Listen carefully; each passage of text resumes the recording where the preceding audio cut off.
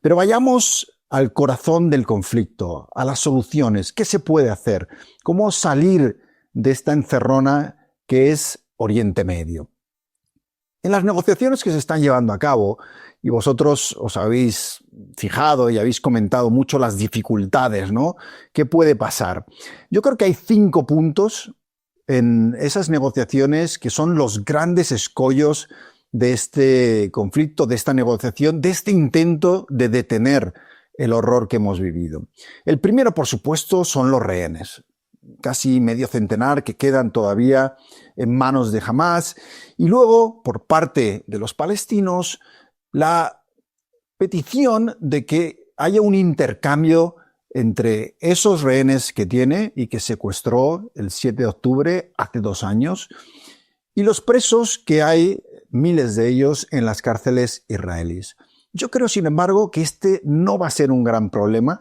Ya ha habido en el pasado acuerdos entre las dos partes que han conseguido un intercambio que, bueno, puede ser más difícil en este caso, pero yo creo que esto lo van a superar. Más complicado, los siguientes puntos. El desarme de Hamás, por ejemplo.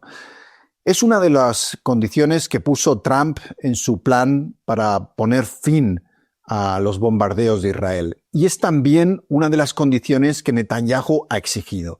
Es decir, que Hamás entregue todas las armas y que deje de ser, como ha estado hasta ahora, una milicia, en mi opinión, terrorista. Porque hay que recordar, ¿no? Dentro de la barbarie que hemos vivido y de la respuesta, para mí inaceptable, de Israel con decenas de miles de muertos, no podemos olvidar, y los crímenes cometidos por Netanyahu no pueden hacernos olvidar el crimen que se cometió hace 2 años cuando cerca de 1.200 israelíes fueron masacrados. En el caso del desarme de Hamás, las dificultades que está poniendo Hamás están sobre todo en las garantías. Es decir, ¿qué pasa con nosotros una vez os entreguemos las armas? Por supuesto, Israel ha prometido cazar a todos los responsables del 7 de octubre y el temor de los líderes de Hamás es que eso siga ocurriendo, que les sigan cazando, ¿no? Hay una película que, si no habéis visto, os recomiendo muchísimo, ¿no? De Steven Spielberg, Múnich, porque ahí se ve, después de los atentados que hubo en los Juegos Olímpicos, en los que varios atletas israelíes fueron asesinados, cómo el Estado de Israel organizó la venganza, la cacería uno por uno de los responsables de aquel atentado y duró años, y hasta que no acabaron con todos los que consideraban responsables, no cejaron en su empeño. En Hamás hay temor porque en los últimos meses han sido ejecutados, han sido atacados en diferentes partes del mundo, no solo en la propia Gaza, sino también en Egipto. Hubo un bombardeo reciente, lo recordaréis, también en Qatar. Y lo que pide Hamás son garantías de seguridad para los líderes que todavía siguen vivos, que son unos cuantos. Porque hay que recordar que a pesar de los 2 años de bombardeo y de operaciones militares en Gaza, Hamás sigue vivo. Y lo vemos cada vez que ha habido un retorno de rehenes, ¿no? Hemos visto esas imágenes donde sigue habiendo gente de Hamás con fusiles, mostrándose públicamente sin ningún problema. Es decir, el grupo no ha sido eliminado completamente, aunque sí es cierto que se encuentra muy débil. Otro de los puntos que yo creo que quizá este es el más complicado de todos para solucionar y para que en Egipto se llegue a algún tipo de acuerdo. Y es, ¿quién gobierna Gaza? Algunos de vosotros también habéis preguntado mucho sobre esto, ¿no? ¿Qué pasa con Gaza a partir de ahora? Imaginemos que Hamás decide desarmarse, disolverse, que acepta las condiciones de Donald Trump y de Netanyahu. Pero, ¿quién se hace cargo de Gaza a partir de ahora? Y cuando hablo de Gaza, hablo de un solar, porque como habéis visto en las imágenes, no queda prácticamente nada en Gaza. Hospitales, colegios, todos los edificios públicos, viviendas. La destrucción es prácticamente total. Es decir, quien se haga cargo de la gestión del gobierno de Gaza va a tener que gobernar sobre un solar, sobre una zona completamente aniquilada. Y ahí es donde hay, yo creo que muchas más divisiones, ¿no? Por una parte, Trump ya ha dicho que él sería un poco el rey en la sombra de todo lo que ocurra ahora en adelante. Jamás tiene miedo de que quien gobierne Gaza sea el propio Netanyahu. Y luego hay muchas conversaciones sobre un protectorado, es decir, que al final ocurra una cosa similar a un conflicto que probablemente no sonará mucho, pero que yo cubrí como reportero de guerra en el año 99, y es el de Timor Oriental. En Timor Oriental hubo una destrucción muy parecida a la de Gaza. Milicias indonesias destruyeron completamente Timor Oriental cuando los votantes decidieron en un referéndum votar a favor de la independencia. El 80% de las viviendas, de las casas, de los edificios de Timor Oriental fueron destruidos. Después de aquello, ¿qué ocurrió? Pues que Naciones Unidas montó un protectorado y se puso a un funcionario de Naciones Unidas a cargo de la gestión del país. Digamos, un presidente no elegido durante un periodo de transición antes de que hubiera una reconstrucción y después se celebraron elecciones que llevaron a un presidente local a dirigir aquello. Y esa es una posibilidad que algunos están planteando, que pudiéramos tener también un protectorado, que pudiera haber una figura funcionarial, burocrática, o incluso un equipo de gente, funcionarios, que pudieran hacerse cargo de esa reconstrucción. Europa y Estados Unidos ya han dicho que están dispuestos a aportar fondos económicos para esa reconstrucción. Prácticamente hay que levantar Gaza de nuevo desde cero. Y eso va a requerir muchísimos años. Para que eso ocurra tiene que haber paz. No pueden iniciarse las labores de reconstrucción mientras hay bombardeos, mientras se sigue destruyendo.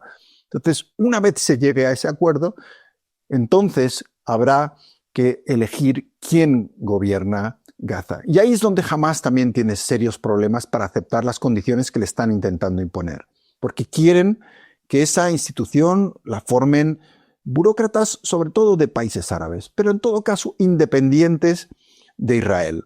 Veremos en qué queda ese punto. Luego está un cuarto punto, que es la retirada israelí de Gaza. Y ahí es donde mucha gente no se fía de las intenciones de Netanyahu. Justo leía hoy un tuit de Mikel Ayestarán, que os recomiendo que lo sigáis. Para mí es quizá uno de los mejores reporteros de Oriente Medio que hay. Tiene además varios libros sobre la región, lleva muchísimos años allí y yo creo que es una fuente muy fiable de lo que pasa en Gaza, en Palestina y en Oriente Medio. Y él decía una frase que yo creo que es muy cierta. Netanyahu no parará salvo que Trump le haga parar. Es decir, hay muchas dudas de que una vez se llegue a un acuerdo, imaginemos que jamás retorna a los secuestrados, que nunca debió haber secuestrado, por cierto, eran civiles en su mayoría, y se llega a algún tipo de acuerdo.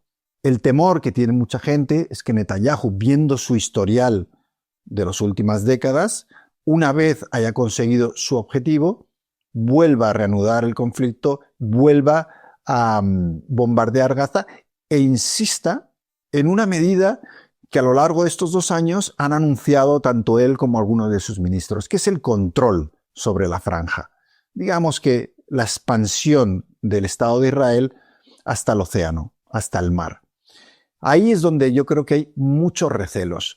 Trump está intentando tranquilizar a Hamás, diciéndoles, bueno, nosotros vamos a ser la garantía, no vamos a permitir que eso ocurra. Pero mucha gente ya ha sido engañada por Netanyahu a lo largo de los años. Y yo creo que está más que justificado no fiarse para nada de lo que dice o de su palabra. Y luego hay un tema, el quinto, ¿no?, que no está tan en la mesa, pero yo creo que debería estar. Y es, ¿qué pasa con los crímenes que se han cometido? ¿Va a pagar a alguien por lo que se ha hecho? Y aquí, por supuesto, los que seguís el canal, sabéis que considero que el 7 de octubre fue un terrible atentado terrorista que por muchos crímenes que se cometieran anteriormente, no está justificado matar a niños que los mataron, secuestrar a ancianos que fueron secuestrados, masacrar a familias que vivían en la frontera. No había ninguna justificación para eso, en mi opinión, ¿no? Entonces, yo creo que tiene que haber unas consecuencias para los líderes de Hamás que están pidiendo ahora inmunidad. Pero también tiene que haber consecuencias para el horror y los crímenes de guerra que hemos visto a Israel cometer. Y sobre todo Netanyahu y su gobierno de fundamentalistas. Sería un mundo sin ley, una jungla, si aquellos que cometen barbaridades, crímenes de guerra, ya podemos hablar si genocidio o no genocidio. Al final creo que nos hemos quedado en ese debate. Lo que no hay ninguna duda es que se han cometido graves crímenes. Para que os hagáis una idea de los casi 70.000 muertos en Gaza, hay fuentes que dicen que son más, hay fuentes que dicen que son menos, da igual, son decenas de miles. Más de un tercio eran menores de edad. El número de amputados es el mayor que se ha visto en la historia de ningún conflicto en el ratio de población por víctimas. Hemos hablado aquí de los más de 200 periodistas que han sido asesinados en el conflicto, más que en ningún conflicto en la historia en tan poco tiempo.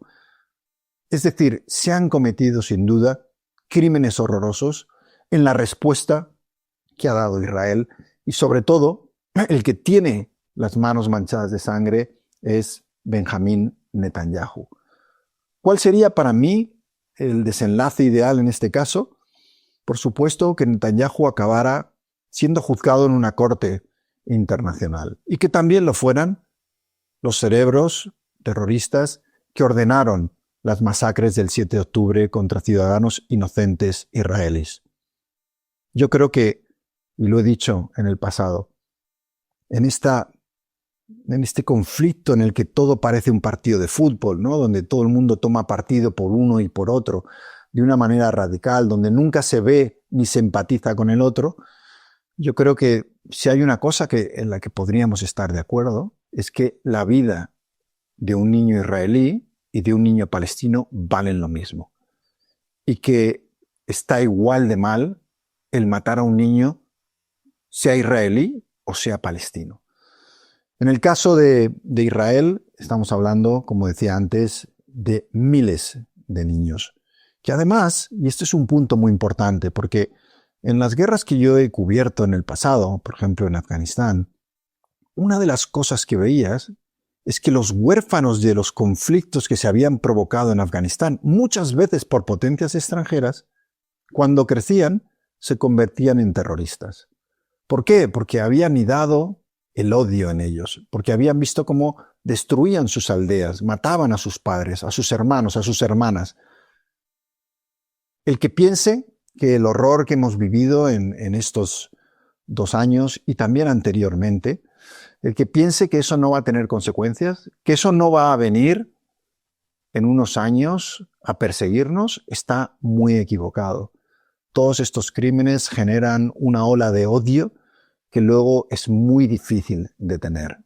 Esa espiral en la que un conflicto entra en décadas y décadas de masacres y de crímenes, donde los odios se van heredando de una generación en otra. Y esos conflictos son los más difíciles de resolver.